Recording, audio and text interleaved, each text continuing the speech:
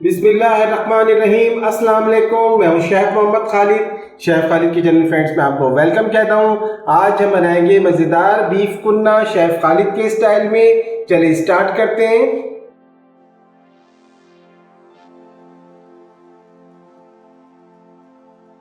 बिस्मिल्लाहिर्रहमानिर्रहीम।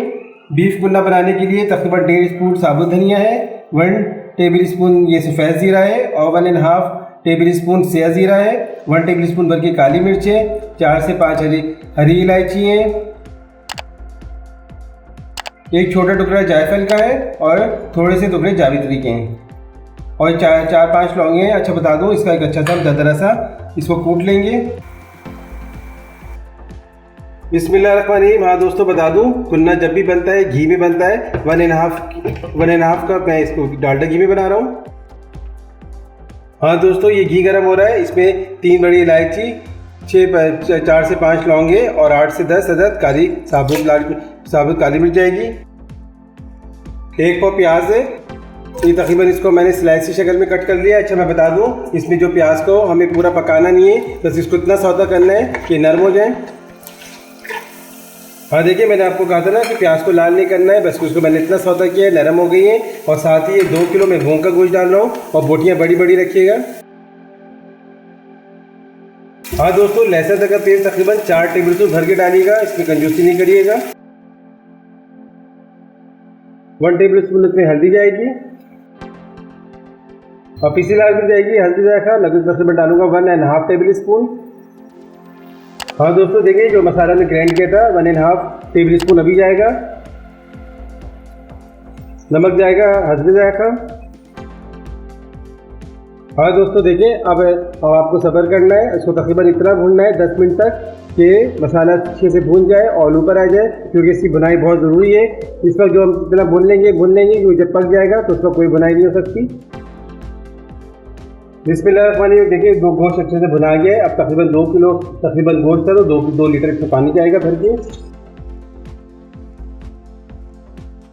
हाँ दोस्तों देखिए, अब इसको इतना पकाएंगे इसमें जोश आ जाए, फिर इसको बिल्कुल मीडियम टू लो फ्लेम पे तकरीबन 1 से सवा घंटा से अच्छी तरह पकाएंगे, गोश्त बिल्कुल हलवा हो जाए। बिस्मिल्लाहिर्रहमानिर्रहीम। हाँ दोस्तों देखिए, तकरीबन 1.5 घंटे ज़्यादा टाइम हो गया है। कुन्ने को चेक करते हैं। बिस्मिल्लाहिर्रहमानिर्रहीम। ज़बरदस्त माशाल्लाह से देखें, रोगन ऊपर आ गया और गोश्त भी ज़बरदस्त इंशाल्लाह श्योर अच्छे से भी गल गया होगा। हाँ देखिए, गोश्त भी अच्छे से गल गया है। अच्छा मैं आपको एक बात बता दूँ, ये देखिए इस स्टेज पे आके ना रोगन में सारा निकाल लूँगा। हाँ तो दोस्तों देखिए, मैंने अलग प्याले में रोगन निकाल दिया है, क्योंकि अभी इसमें हम आटा ऐड करेंगे तो उससे रोगन ख़त्म हो जाएगा। हाँ देखिए, इस स्टेज पे आके तकरीबन 4 टेबल स्पून जो आटा होता है नॉर्मल, वो इसमें ऐड करेंगे। मैदा ऐड मत करिएगा, आटा ऐड करिएगा। हाँ दोस्तों देखिए, इसमें हमने आटा के ऐड करने के बाद इसको कंटिन्यू लिड से चलाते रहेगा, वरना आटा बैठ जाएगा। तो इसे तकरीबन हम 15 मिनट और पकाएंगे ताकि आटे के कच्चापन ख़त्म हो जाए। बिस्मिल्लाहिर्रहमानिर्रहीम। हाँ दोस्तों देखिए, आटा डालने के बाद तकरीबन 15 मिनट मैंने और पकाया है मीडियम टू लो फ्लेम पे। ज़बरदस्त अच्छे से पक गया है। अब इस स्टेज पे आके ये जो हमने कुन्ने का मसाला बनाया था तकरीबन 1/2 टीस्पून और ऐड करेंगे।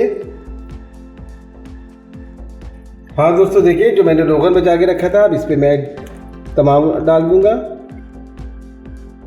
हाँ दोस्तों ज़बरदस्त। अब इसको तकरीबन 5 मिनट के लिए बिल्कुल लो आंच पे दम देंगे। हमारा कुन्ना रेडी है। अब मैं आपको इसको प्रेजेंटेशन करके दिखाऊंगा।